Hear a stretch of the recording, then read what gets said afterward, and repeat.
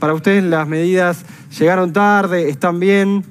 Sí, nosotros hace ya bastante tiempo, desde el MST en el Frente Izquierda de Unidad, veníamos planteando la necesidad de tomar medidas más estrictas, pero con un fuerte apoyo social. Por eso creemos que la llegada de estas medidas son tardías y a su vez insuficientes, porque yo los escuchaba antes de ingresar al programa y la realidad es que hay ayuda social para un sector, pero después hay sectores de trabajadores informales que no hay ninguna medida, que fuimos viendo durante todo el año pasado que fueron los sectores también más golpeados, porque estamos hablando en un país que sufre una crisis sanitaria enorme, pero a su vez una crisis económica también gigante, o sea, con más del 50% de la población por debajo de la línea de pobreza. Entonces la asistencia por parte del Estado tiene que ser aún mayor, porque nosotros estamos hablando que hoy una familia necesita más de 60.000 pesos para no ser pobre, para poder vivir. Y la realidad es que la ayuda es insuficiente, por eso te digo que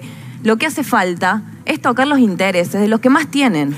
La propuesta que nosotros hicimos y que se negaron a tratar es justamente que llegue no solamente a las personas, sino a las empresas, a las corporaciones, a los grandes tenientes de tierra, a todos los ricos de verdad en este país, a los bancos. O sea, los bancos son los sectores que ganaron durante toda la pandemia y sin embargo no se les toca absolutamente nada. Entonces de ahí se tendría que tocar esos intereses y que aparte sea un impuesto permanente como mínimo durante dure la pandemia. ¿Saben una cosa? Perdona, Sergio. 15.000 millones de dólares se podría haber recaudado con este impuesto que nosotros proponemos en cada uno de los meses desde su aprobación. Entonces, ahí tenés los fondos que se necesitan para afrontar la pandemia, porque sí hay que bajar la circulación. ¿Qué se hace con la derecha?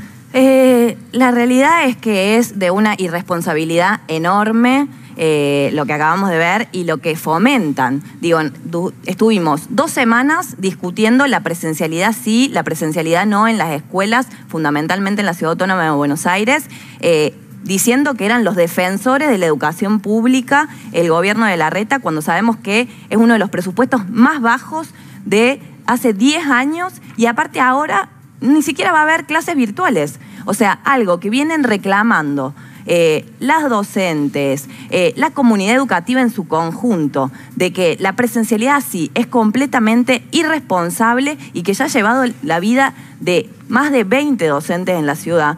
Y ahora que parece que acuerdan con las medidas, salen que no va a haber virtualidad. Entonces, la realidad es que el gobierno no le interesa la educación porque tampoco ha puesto ni un peso para poder garantizar la conectividad cuando sí sabemos que gastan 800 millones en publicidad, por ejemplo. Y después lo otro que para mí es central es todo el plan de vacunación, porque nosotros estamos hablando de lo que es una cuarentena, una fase 1 por solamente 9 días sin la asistencia social necesaria para nosotros.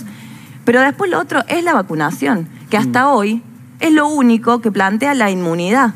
Y la realidad es que en nuestro país solamente el 5% de la población está vacunada con las 2 dosis, porque eso también hay que decirlo. Y no es ir y comprar más vacunas solamente, se producen en nuestro país. Y ese proyecto también lo presentamos desde el Frente de Izquierda Unidad, que es justamente para que se expropie Garín. Si de verdad les interesa la salud y la vida, está el laboratorio de Sigma en Garín, donde se fabrican las vacunas. Digo, nosotros lo que creemos es que hace falta esta restricción, de hecho te diría que aún mayor, pero con todos los derechos garantizados, que es lo que no se hace.